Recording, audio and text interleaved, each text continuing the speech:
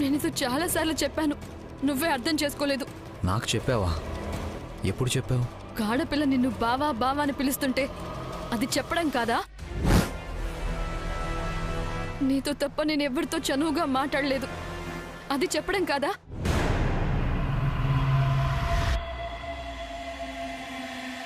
ఒక ఆడపిల్ల ఒక మగాడితో అలా తిరుగుతుందేంటని జనం అనుకుంటారని సిగ్గుపడకుండా భయపడకుండా నీతో బైక్ మీద వస్తున్నాను, అది చెప్పడం కాదా?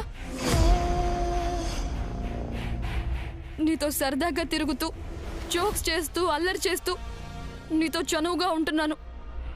పెళ్లి కావాల్సిన ఒక అమ్మాయి ఏ ఒక మగాడితోనైనా అంత చనువుగా తిరుగుతుందా? అది చెప్పడం కాదా? నువ్వు అర్థం చేసుకుంటావేమో అనుకున్నాను, నువ్వు అర్థం చేసుకోలేకపోవడం నా బ్యాడ్ లక్.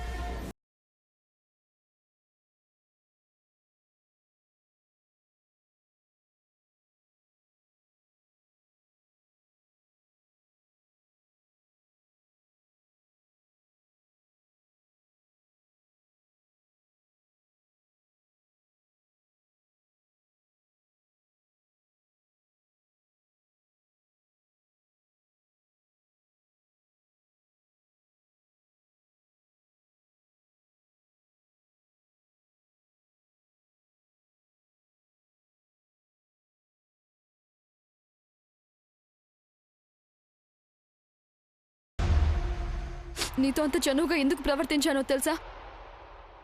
ఆ పెళ్లి చెడగొట్టాలి అన్న ఉద్దేశంతోనే పెళ్లి కూతురికి అనుమానం వచ్చేలా నీతో అంత చనువుగా ఉన్నాను.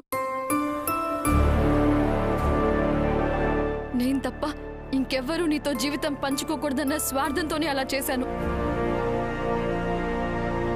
నువ్వెక్కడ నాకు దూరం అయిపోతావో, నువ్వు దూరం అయిపోతే నేను బ్రతకలేనేమో, నిన్ను మర్చిపోలేక పిచ్చిదాన్ని అయిపోతానేమోనన్న భయంతోనే ఆ పెళ్లి చెడగొట్టాను. నిన్ను ప్రేమించడం కోసం, నీతో కలిసి బ్రతకడం కోసం, నా భావ నాకు మాత్రమే సొంతం అవ్వడం కోసం నేనేమైనా చేయగలను, ఏమైనా చేయాలి అనుకున్నాను. అందుకే అలా చేశాను.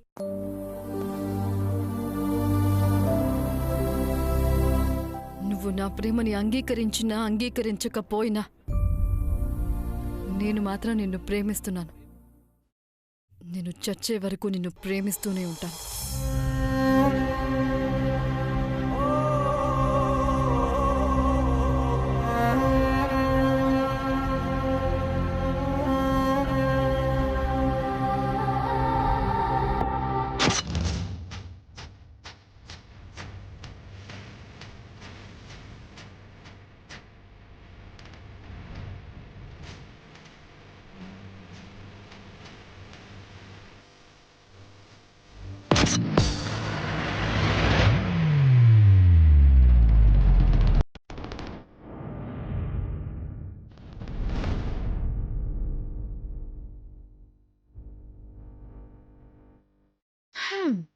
అప్పుడు నేను నీ పెళ్లి చెడగొట్టాను.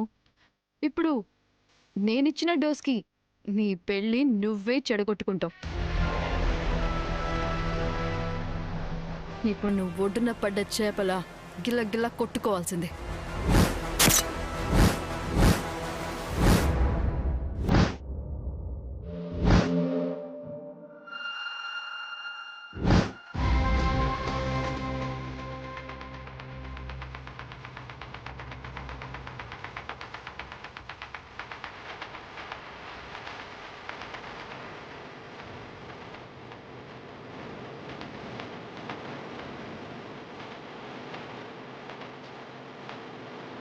పోలీసులు వచ్చారంటే నా కోసం అయి ఉంటుంది. మీరు ఇక్కడే ఉండండి.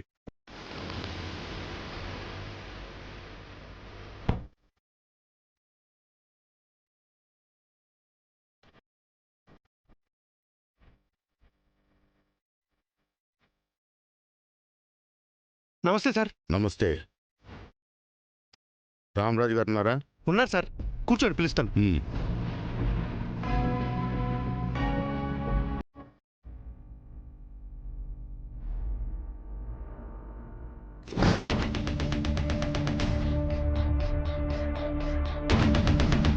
వీళ్ళెందుకొచ్చారు?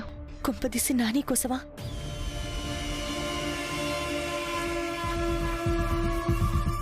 నమస్తే అండి. నమస్కారం అండి, కూర్చోండి. ఎలా ఉన్నారు? బాగున్నానండి.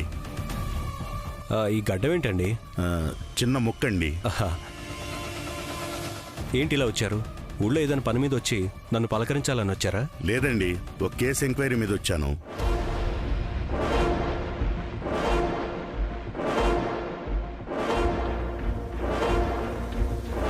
మీరు మా ఇంటికి వచ్చింది ఎంక్వైరీ కోసమా? అవునండి.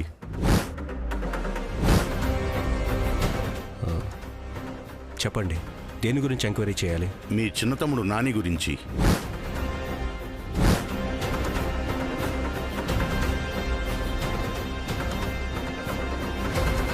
నా తమ్ముడి గురించి ఎంక్వైరీ చేయడానికి వచ్చారా? అవునండి. దేని గురించి ఎంక్వైరీ? మధు అనే ఒక అతని మీద మర్డర్ అటెంప్ట్ జరిగింది. అది జరిగిన స్పాట్లో 3-4 కుర్రాళ్ళు ఉన్నారు. వాళ్ళలో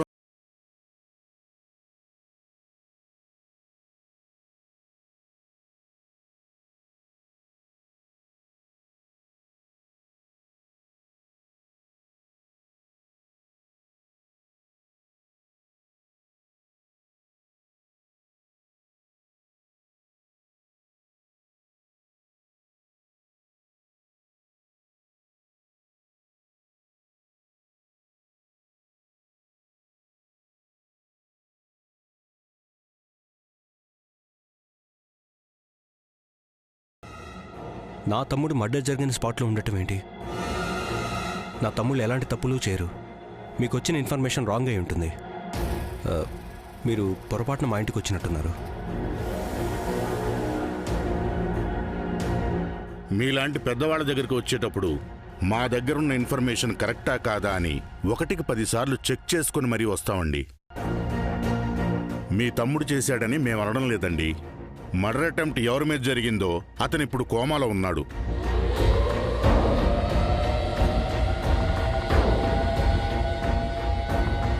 స్పాట్లో మీ తమ్ముడు కూడా ఉన్నాడు కాబట్టి అక్కడ ఏం జరిగిందో ఎలా జరిగిందో మీ తమ్ముడిని ఎంక్వైరీ చేయడానికి వచ్చాం.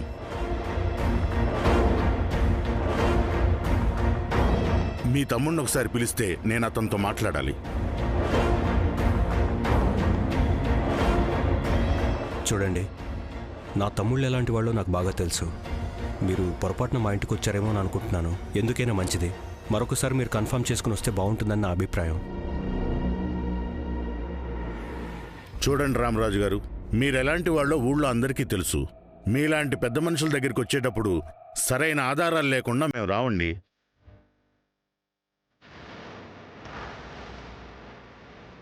ఒకసారి మీ తమ్ముడిని పిలిస్తే అతనితో మాట్లాడి వెళ్ళిపోతాను.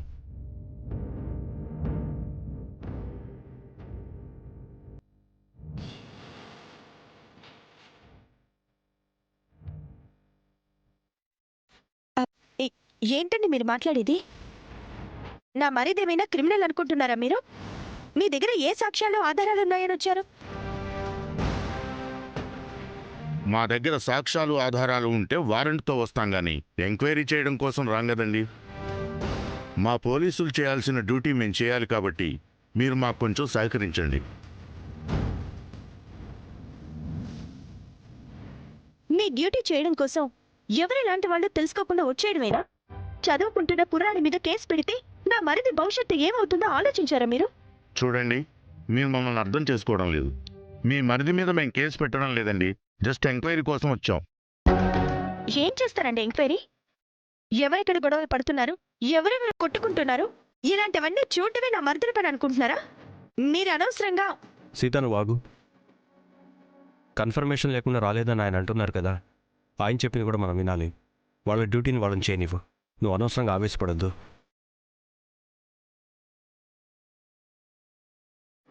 ఆవేశం కాదండి, వీళ్ళు. ఆగు సీత, నేను చెప్పేది విను.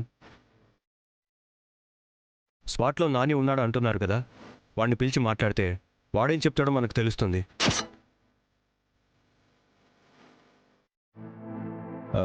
నాని, నాని.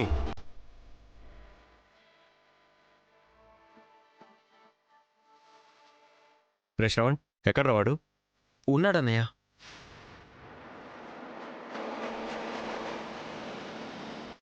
అన్నయ్య పిలుస్తున్నాడు రా.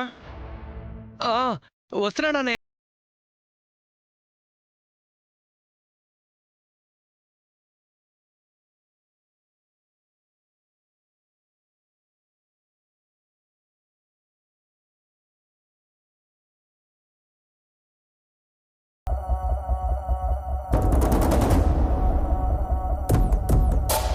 మీ ఫ్రెండ్ ఎవరి మీద మర్డర్ అటెంప్ట్ జరిగిందని, ఆ టైంలో నువ్వు అక్కడే ఉన్నావని ఎస్ఐ గారు అంటున్నారు.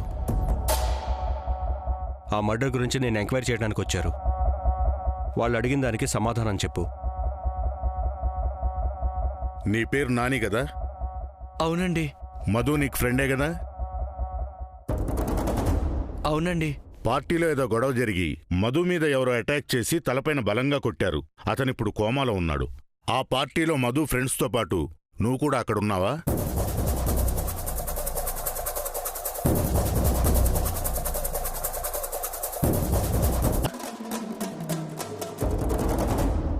నేను పార్టీకి వెళ్ళానని తెలిస్తే అన్నయ్య తిడతాడు. వెళ్ళానని చెప్పానా వెళ్ళలేదని చెప్పాలా? పార్టీ జరిగిన టైంలో నువ్వు అక్కడే ఉన్నట్టు మా దగ్గర ఇన్ఫర్మేషన్ ఉంది.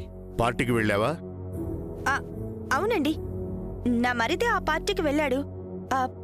అయితే ఏంటి? అయినా తను వెళ్ళిన వెంటనే వచ్చేశాడండి.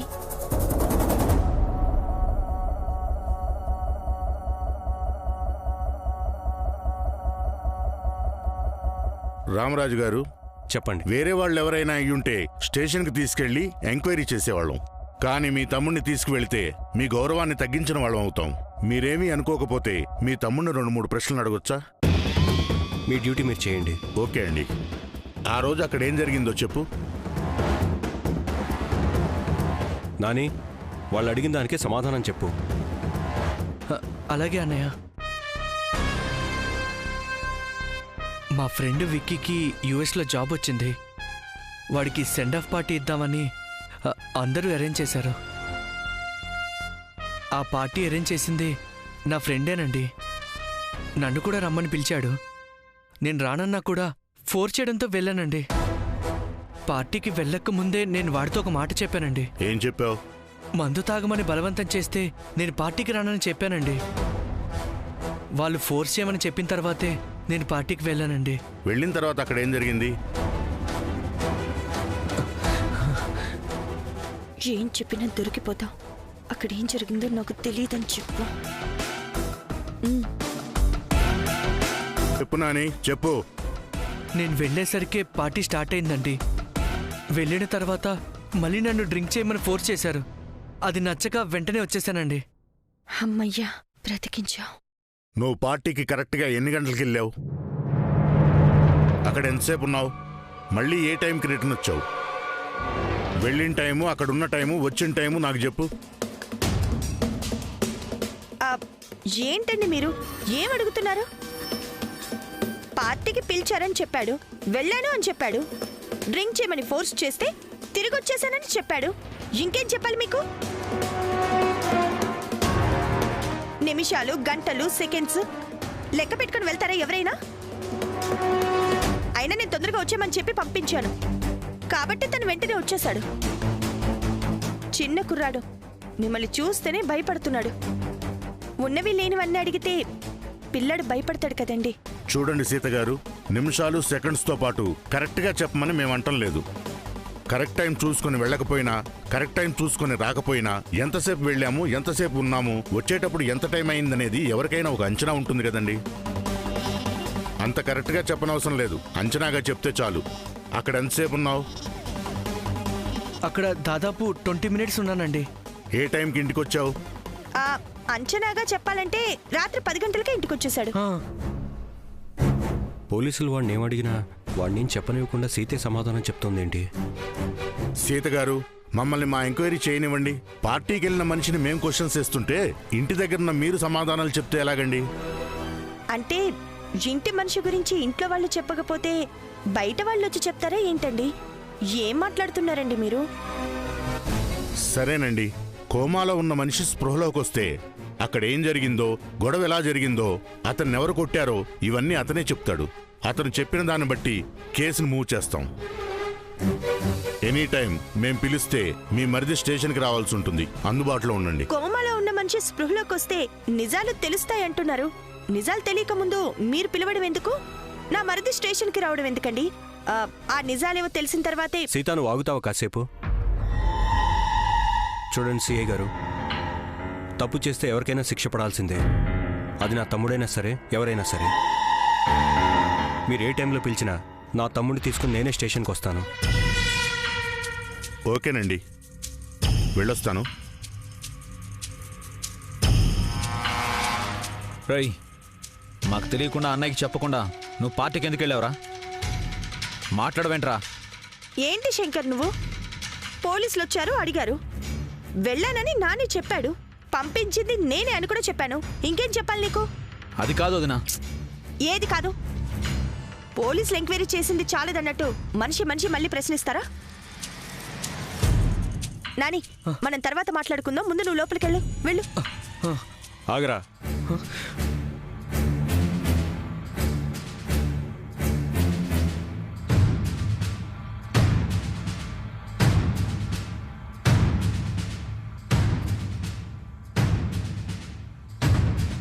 నీకు పార్టీలకు వెళ్ళే అలవాటు ఎప్పటి నుంచి ఉందిరా? ఇప్పుడు మళ్ళీ మీరు. సీత, నువ్వు ఆగు. అన్నయ్య, అది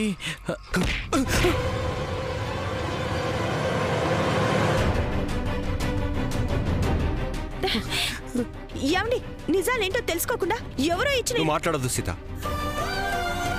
వీడు నాకు చెప్పకుండా కాలేజ్కి, గుడికి, మార్కెట్కి, కనీసం పొలానికి కూడా వెళ్ళాడు. అలాంటి వాడు మందు పార్టీలకు వెళ్తున్నాడు అంటే నువ్వు ఎంకరేజ్ చేస్తున్నావు వీడిని. తప్పు చేస్తే బుద్ధి చెప్పాల్సింది పోయి వాడిని బాగు చేయడానికి సమర్థిస్తున్నావా, చెడగొట్టడానికి సమర్థిస్తున్నావా? అన్నయ్య, వాడేదో బుద్ధి లేకుండా తప్పు చేస్తే నువ్వు వదినంటావేంటన్నయ్య? ఇంకెవరు నానాలరా? వీడిని పార్టీకి పంపించకుండా ఉండుంటే ఈరోజు పోలీసులు మన ఇంటికి వచ్చే పరిస్థితి ఉండేదే కాదు కదా. ఈ ఊరికి ఏ పోలీస్ ఆఫీసర్ కొత్తగా వచ్చినా నా గురించి తెలుసుకుని మర్యాదగా నన్ను పలకరించి వెళ్ళటం కోసం బుకే పెట్టుకుని నా దగ్గరకు వచ్చేవారు. వీడు తప్పు చేశాడా లేదా అన్నది పక్కన పెడితే వీడి కారణంగానే కదా నన్ను గౌరవించే పోలీసులు మొట్టమొదటిసారి పోలీస్ ఎంక్వైరీ కోసం మన ఇంటికి వచ్చారు. ఇది నాకెంత అవమానం రా. సీత, నువ్వు నా తమ్ముళ్ళ మీద ప్రేమాభిమానాలు చూపిస్తున్నావు, అది నాకు తెలుసు. నువ్వు చూపించే ప్రేమ వాళ్ళకి నీ మీద గౌరవం పెరిగేలా ఉండాలి గాని మేమే తప్పులు చేసినా మా వదిన మమ్మల్ని కాపాడుతుందిలే అన్న ధైర్యం వాళ్ళకు ఉండకూడదు. అలా పెరిగేలా చేస్తున్నావు నువ్వు. రై, పోలీసులు అడగటం నువ్వు చెప్పడం కాదురా. ఆ రోజు పార్టీలో నిజంగా ఏం జరిగిందో చెప్పు. చెప్పరా. అదే అన్నయ్య, వెళ్ళాను. వాళ్ళు మందు తాగమని బలవంతం చేస్తే నేను వెంటనే వచ్చేసాను. ఆ తర్వాత ఏం జరిగిందో నాకు తెలీదన్నయ్య. ఎరా, మందు తాగమని, సిగరెట్ తాగమని బలవంతం చేసే వాళ్ళతో నీకు ఫ్రెండ్షిప్ ఏంట్రా? నీ ఫ్రెండ్స్ అందరూ అలాంటి వాళ్ళేనా?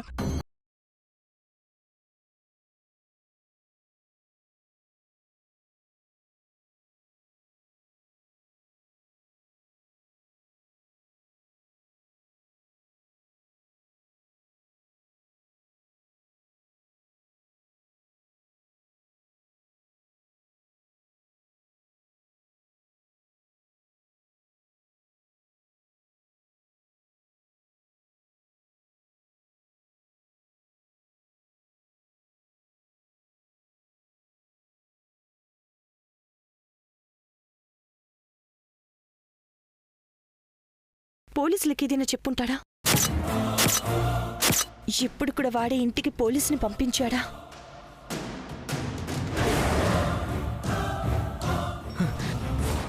వదినా, పోలీసులు ఎంక్వైరీకి వచ్చారంటే రేపు ఎల్లుండి నన్ను అరెస్ట్ చేసి జైలుకి తీసుకెళ్ళడానికి వస్తారు వదినా. నాకు భయం వేస్తుంది వదినా. నాని, నువ్వేం టెన్షన్ పడకు, నేనున్నాను కదా, ఏదో ఒకటి చేద్దాం. లేదు వదినా, పోలీసులు ఇంటికి వచ్చారంటే వాళ్ళ దగ్గర ఏ ఆధారం లేకుండా రారు వదినా. జరిగింది అన్నయ్యకి చెప్పేద్దాం వదినా. నీకేమైనా పిచ్చా? మీ అన్నయ్యకి చెప్తే పోలీసుల కన్నా ముందు మీ అన్నయ్య ముందు నిన్ను తీసుకెళ్లి అరెస్ట్ చేయిస్తాడు. ఇందాక మీ అన్నయ్య ఏమన్నాడు గుర్తులేదా నీకు? నువ్వు గాని తప్పు చేశావని తెలిసిందనుకో, నిన్ను మీ వదిన గాని పోలీసులు గాని ఎవరూ కాపాడలేరు. నేనే నిన్ను కోర్టుకు తీసుకెళ్లి నువ్వు చేసిన తప్పుకి శిక్ష పడేలా చేస్తాను.